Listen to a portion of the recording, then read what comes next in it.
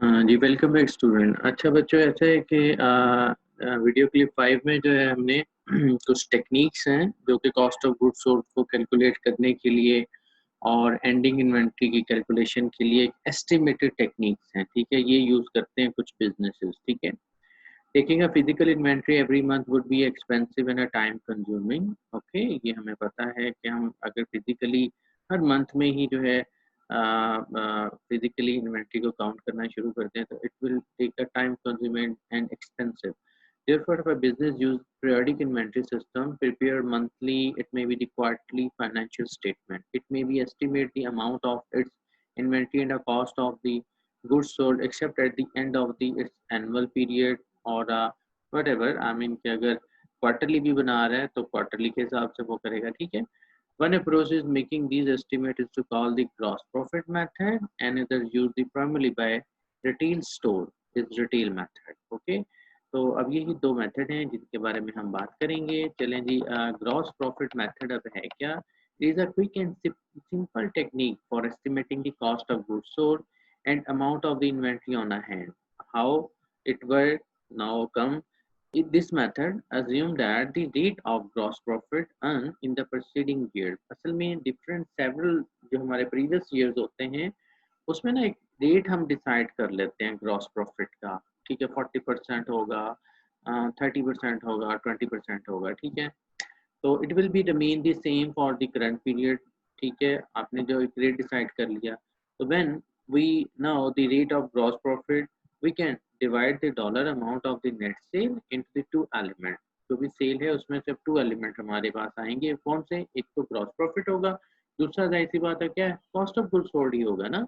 ठीक है, क्योंकि नॉर्मल आपके पास जो सेल है उसमें से ये तीन अकाउंट हैं, सेल और उसके बाद आपका कॉस्ट ऑफ गुड्स सोल्ड और ग्रॉस प्रॉफिट। ठीक है, तो जब आपके पास नेट सेल है तो नेट सेल में से अगर हमें ग्रॉस प्रॉफिट का रेट गिवन है तो ऑब्वियसली बात है नेट सेल से हम परसेंटेज के हिसाब से ग्रॉस प्रॉफिट मार्जिन या ग्रॉस प्रॉफिट भी निकाल सकते हैं और कॉस्ट ऑफ गुड्स सोल्ड भी। We viewed net sale as a 100% if the gross profit rate, for example, is 40% of net sale. The cost of goods sold must be a 60%। 100% अगर cell है student तो और 40% अगर हम gross profit रख रहे हैं तो 60% कॉस्ट ऑफ गुड्स सोल्ड हो जाएगा ना। The cost of goods sold percentage और the cost ratio is determined by deducting the gross profit ratio from the 100%। Simple. ठीक है, तो आगे जो है इसने बात की हुई है कि फॉलोइंग प्रोसीजर्स हैं इन्वेंट्री एस्टिमेट करने का। First thing is that determine the cost of goods sold available for sale from the journal ledger, record the beginning inventory and net purchase। ठीक है, पहले आपको नेट परचेज और बिगनिंग इन्वेंट्री जर्नल लेजर जो आपके पास inventory है तो आप वहां से अंदाजा लगाएंगे cost of good available for cell है कितनी। टोटल इन्वेंट्री जो आपके पास पड़ी होगी जिसमें बिगिनिंग भी और जो परचेजेस हैं वो भी, ऑब्वियसली बात है उससे हमें पता चल जाएगा। estimate the cost of goods sold by the multiplying the net sale by the cost ratio। ठीक है, फिर हमने क्या करना है, कॉस्ट रेशियो जो थी उससे फिर हमने मल्टीप्लाई कर देना नेट सेल को, क्या cost of goods sold estimate करने के लिए। Detect the estimate cost of goods sold from the cost of good available for sale to find the estimated ending inventory. Ending inventory आपको निकालने के लिए फिर आप क्या करते हो, cost of goods sold available for sale में से कॉस्ट ऑफ गुड्स सोल्ड निकाल लेते हो तो एंडिंग इन्वेंट्री आ जाएगा। चलें एक एग्जांपल कर लेते हैं ताकि आपको अच्छी अंडरस्टैंडिंग हो जाए। To illustrate, assume the Metro Hardware has a beginning inventory of $50,000 on January 1.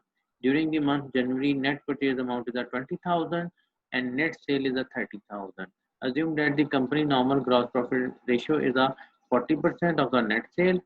It flow that the cost ratios are 60%. Okay जी, और using this fact, the inventory on January 31st may be estimated as indicated at the top of the following page. Okay, normal जो उसने हमने पहले शुरू में हमने बात की। अच्छा जी, 50,000 अगर आपके पास क्या है बिगिनिंग ऑफ द है, 20,000 यहाँ पे क्या है नेट परचेज है, 70 हो गया। ठीक है, चलें यहाँ पे ज़रा आप आ जाएं, ये कैलकुलेशन टेबल में हुई है ताकि हम जो है इसको अंडरस्टैंड कर लें जो बातें हमने की हैं। ठीक है जी, हम बात क्या कर रहे थे कि cost goods available for cell अगर हमने निकालनी है, कैसे निकालें हैं? बिगनिंग इन्वेंट्री जनवरी 1, परचेजेस 20,000, टोटल कितना हो गया? Cost of good available for cell 70,000, ठीक है।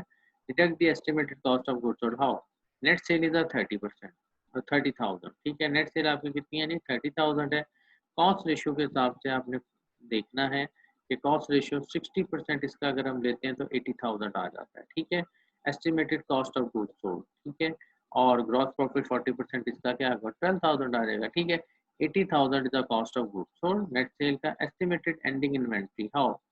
ये देखें, आपके पास 70,000 cost of goods sold available for cell था, 80,000 समझो कॉस्ट ऑफ गुड्स सोल्ड आ गया, तो इसमें से 70,000 में से 18 को लेस करते हो तो 52,000 आपका क्या है? एस्टिमेटेड है एंडिंग इन्वेंट्री का, ठीक है।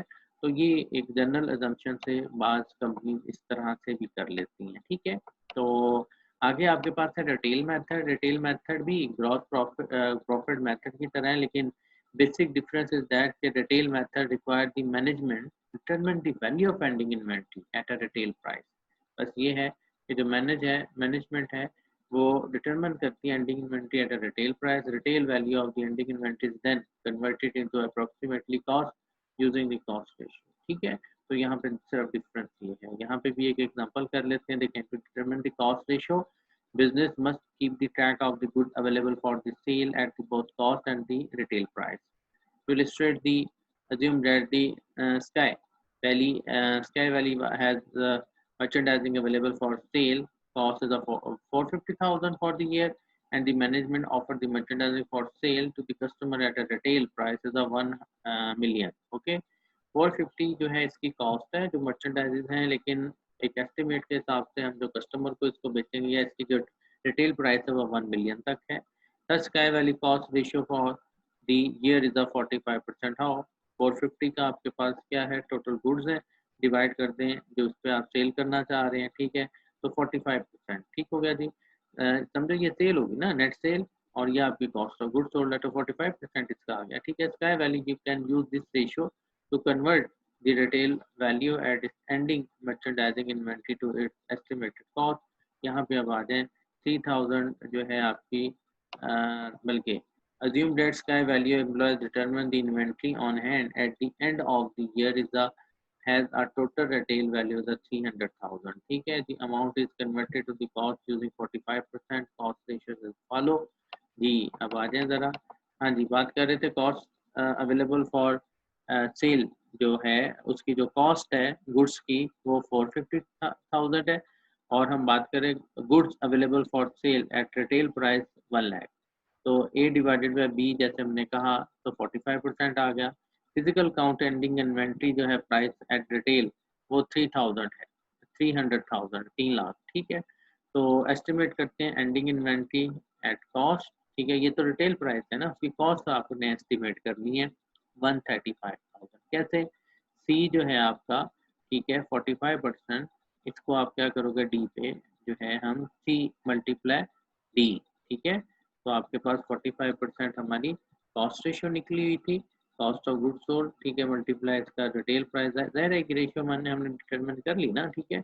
इसका जो है ये रिटेल प्राइस पे एंडिंग इन्वेंट्री है, 45% लें तो 135 आपके पास सिंपल आंसर आ जाता है, ठीक है। तो आपका एंडिंग इन्वेंट्री आप इस तरह से कैलकुलेट कर सकते हैं।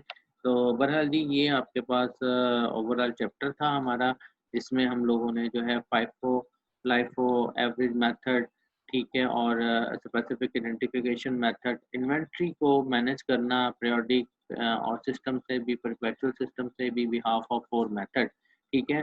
तो ये सेल्फ टेस्टिंग आप लोगों के लिए क्वेश्चन है, तो इसको जो है आप सॉल्व करें, और इसमें जो है एक प्रैक्टिस भी है आपकी, ठीक है। तो इसको जो है बेशक आप अपने जो है नोटबुक पे सॉल्व करके जो हमारे पास एक क्राइटेरिया होता है, ठीक है, तो उसको रिटन फॉर्म में जो है मुझे सबमिट भी करवा सकते हैं, डिस्कस कर सकते हैं, ठीक है। आपका ये प्रैक्टिस क्वेश्चन है, ठीक हो गया क्लास। तो ओके जी, अल्लाह हाफिज़। इस वीक की जो है हमारी डिस्कशन ख़त्म। नेक्स्ट वीक में जो है इंशाल्लाह जो है दोबारा न्यू लेसन के साथ, न्यू चैप्टर के साथ मुलाकात होगी। ओके जी, अल्लाह हाफ़िज़।